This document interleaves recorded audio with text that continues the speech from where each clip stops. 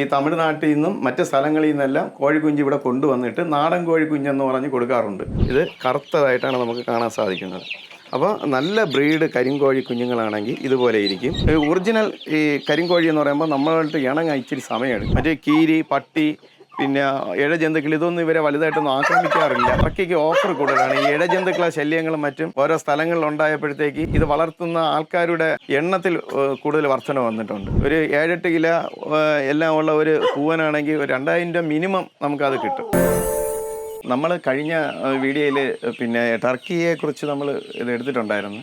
അപ്പോൾ അതിൽ ഒത്തിരി ആൾക്കാർ വിളിച്ചിട്ടുണ്ടായിരുന്നു, ഈ ടർക്കിയുടെ കുഞ്ഞുണ്ടോ, ടർക്കി ഉണ്ടോ എന്നൊക്കെ ചോദിച്ച്. അന്ന് നമുക്ക് പിന്നെ കുറച്ച് മാത്രമാണ് നമുക്കന്ന് സ്റ്റോക്കായിട്ടുണ്ടായിരുന്നത്. പക്ഷേ ഇപ്പോൾ നമുക്ക് കുറച്ച് ടർക്കി കുഞ്ഞുങ്ങൾ വന്നിട്ടുണ്ട്. അപ്പോൾ അത് നമുക്ക് സെയിലിനായിട്ട് വേണമെങ്കിൽ കൊടുക്കാം. പിന്നെ ടർക്കിയുടെ പ്രത്യേകത എന്ന് പറയുമ്പോൾ ഇവർക്ക് എന്ത് ആഹാരം കൊടുത്താലും അവർ കഴിക്കും.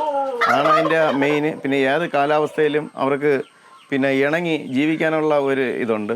പിന്നെ മറ്റ് ഇഴജന്തുക്കളൊന്നും ഈ ടർക്കി ഉണ്ടെങ്കിൽ നമ്മളെ ഈ കോമ്പൗണ്ടിലൊന്നും വരില്ല. എന്ന് പറഞ്ഞാൽ നമ്മൾ ബാക്കി കോഴിയും ബാക്കി കാര്യങ്ങളെല്ലാം ഉണ്ടെങ്കിലും ഡോഗ്സ് ഉണ്ടെങ്കിലും ഇവരെ സൗണ്ടും ഇവരെ മൂവിങ്ങും ഉണ്ടെങ്കിൽ ഇഴജന്തുക്കളൊന്നും ഇവർ വന്നതിന് ശേഷം ഇവിടെയൊന്നും ഞാൻ കണ്ടിട്ടില്ല. പക്ഷേ അതിനു മുമ്പ് ഇവിടെ ഒത്തിരി ഇഴജന്തുക്കൾ വന്നിട്ടുണ്ട്.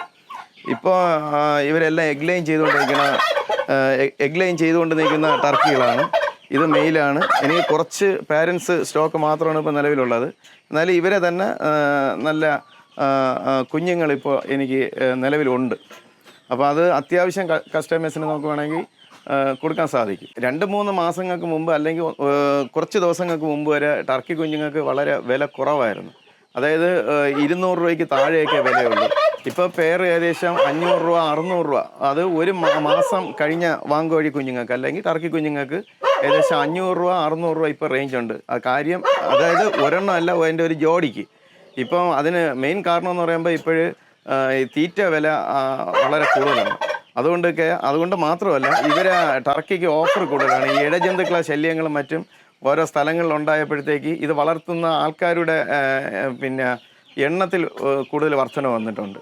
അപ്പോൾ അത് കഴിഞ്ഞിട്ട് ഇതിൻ്റെ മുട്ട വന്നിട്ട് മുട്ടയ്ക്ക് നല്ല ഡിമാൻഡാണ്, ഇറച്ചിക്ക് ഡിമാൻഡാണ്.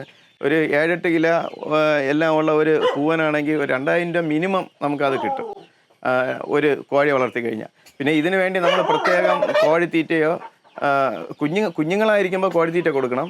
എന്നാൽ മാത്രമേ അത് പെട്ടെന്ന് വളർന്നു വരുള്ളൂ. ഇത് മുതിർന്നു കഴിഞ്ഞാൽ ഇതിന് നമ്മളെ വീട്ടിൽ നിന്ന് കളയുന്ന വേസ്റ്റുകൾ, അത് പഴയ ആഹാരങ്ങളായാലും പിന്നെ കൂടുതലും ഇവർ നമ്മളെ പറമ്പിൽ തുറന്നു വിട്ട് കഴിഞ്ഞാൽ വേറെ വിഷയമില്ല. പറമ്പിലുള്ള കംപ്ലീറ്റ് പുല്ല് ഇവർ കഴിക്കും. പുല്ല് കഴിക്കുന്നതിന് ഇവർക്ക് ഒരു മടിയുമില്ല. പിന്നെ മറ്റ് വേസ്റ്റുകൾ നമ്മൾ എന്ത് ഇട്ട് കൊടുത്താലും അവർ കഴിക്കും. അപ്പോൾ അതുകൊണ്ട് നമുക്ക് കൂടുതൽ എക്സ്പെൻസ് ഇല്ല. പിന്നെ ഇവരെ പുറകെ നമ്മൾ നടക്കേണ്ട കാര്യമില്ല. മറ്റേ കീരി, പട്ടി, പിന്നെ ഇഴജന്തുക്കൾ ഇതൊന്നും ഇവരെ വലുതായിട്ടൊന്നും ആക്രമിക്കാറില്ല.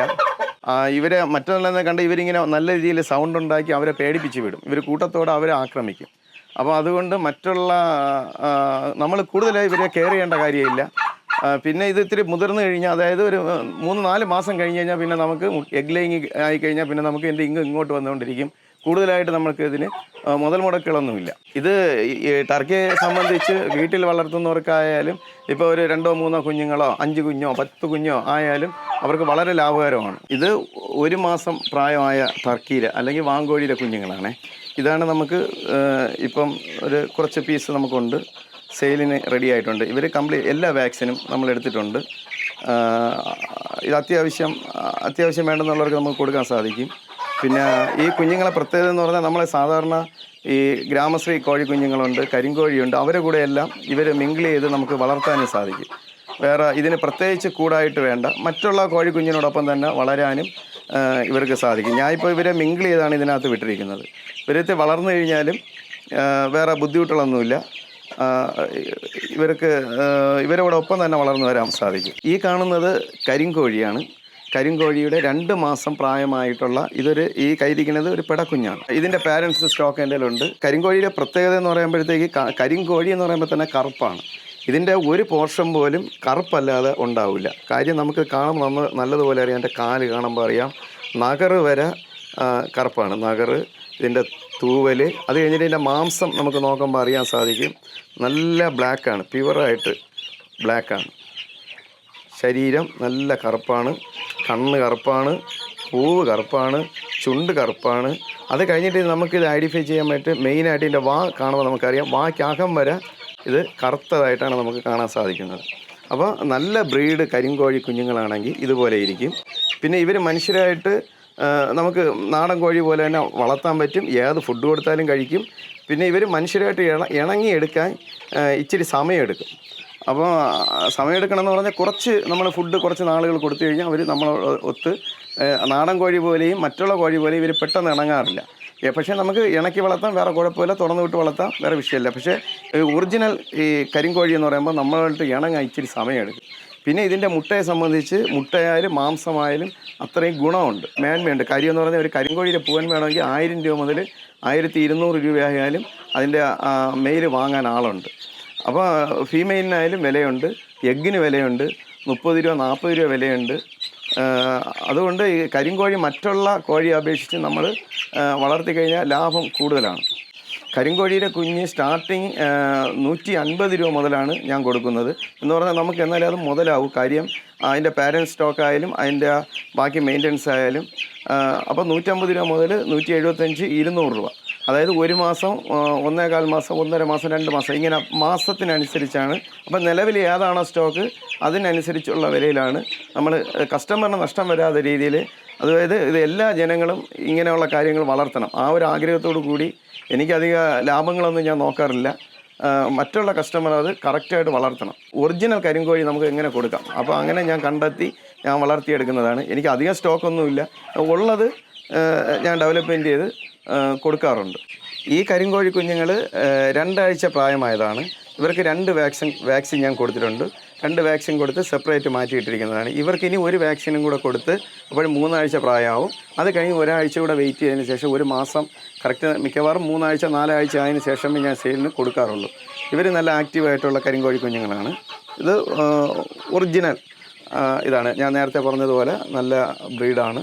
എനിക്കുള്ള പാരൻസ്, അതായത് എൻ്റെ ഇവിടുത്തെ നമ്മളെ നാട്ടിൻപുറത്തുള്ള അന്തരീക്ഷത്തിൽ വളർന്നു വരുന്ന പാരൻസാണ് ഇവിടെ ഉള്ളത്. അവരെ എഗ്ഗ് എടുത്തിട്ട് നമ്മളെ ഇവിടുത്തെ ക്ലൈമറ്റിലാണ് ഈ കുഞ്ഞുങ്ങളും റെഡിയായി നിൽക്കുന്നത്. കാണുന്നതാണ് എൻ്റെ ഇൻക്യുബേറ്റർ. അപ്പോൾ എനിക്കിപ്പോൾ 2 ഇൻക്യുബേറ്റർ ഉണ്ട്. ഒരെണ്ണം 500 മുതൽ 600 എഗ്ഗ് വരെ ഇരിക്കുന്ന ഇൻക്യുബേറ്ററും ഉണ്ട്, ഒരെണ്ണം 200 എഗ്ഗിൻ്റെ ഇൻക്യുബേറ്ററും ഉണ്ട്.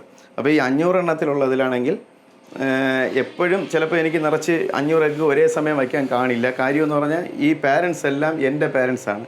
എൻ്റെ ഇവിടെ ഇടുന്ന എഗ്ഗ് മാത്രമേ ഞാൻ ഉപയോഗിക്കാറുള്ളൂ. ഈ വെളിയിൽ നിന്ന് എഗ്ഗ് വാങ്ങിച്ച് വെക്കാറില്ല. പിന്നെ അതുകൊണ്ട് എനിക്ക് ഉള്ള എഗ്ഗ് ഞാൻ ഇതിൽ വയ്ക്കും. അത് കഴിഞ്ഞിട്ട് 18 ദിവസമാകുമ്പം ഈ മെഷീനിൽ നിന്ന് എടുത്തിട്ട് 19, 20, 21 ദിവസം 3 ദിവസം ഈ ഒരു ഇൻക്യുബേറ്ററിലോട്ട് മാറ്റി വയ്ക്കാറുണ്ട്. അപ്പോൾ വിരിഞ്ഞിറങ്ങുന്നതെല്ലാം ഇതിനകത്തും മറ്റ് 18 ദിവസം വരെ ഇതിനകത്തിരിക്കും. അപ്പം നമ്മൾ സാധാരണ ഒരു കോഴിമുട്ട ഒരു അമ്മയുടെ ചിറകിൻ്റെ അടിയിൽ 21 ദിവസം വിരിഞ്ഞിറങ്ങുന്ന അതുപോലെ തന്നെ ഇൻക്യുബേറ്ററിലും 21 ദിവസം വേണം. അപ്പോൾ ഒരു 18 ദിവസം കഴിഞ്ഞാൽ എനിക്ക് ഈ ഇൻക്യുബേറ്ററിൽ നിന്നെടുത്ത് ഈ ഒരു ഇൻക്യുബേറ്ററിലോട്ട് മാറ്റി വയ്ക്കാൻ സാധിക്കും. അത് കഴിഞ്ഞിട്ട് മറ്റൊരു കാര്യം എന്ന് പറഞ്ഞാൽ, ഇപ്പോൾ ഈ തമിഴ്നാട്ടിൽ നിന്നും മറ്റ് സ്ഥലങ്ങളിൽ നിന്നെല്ലാം കോഴിക്കുഞ്ഞ് ഇവിടെ കൊണ്ടുവന്നിട്ട് നാടൻ കോഴിക്കുഞ്ഞെന്ന് പറഞ്ഞ് കൊടുക്കാറുണ്ട്.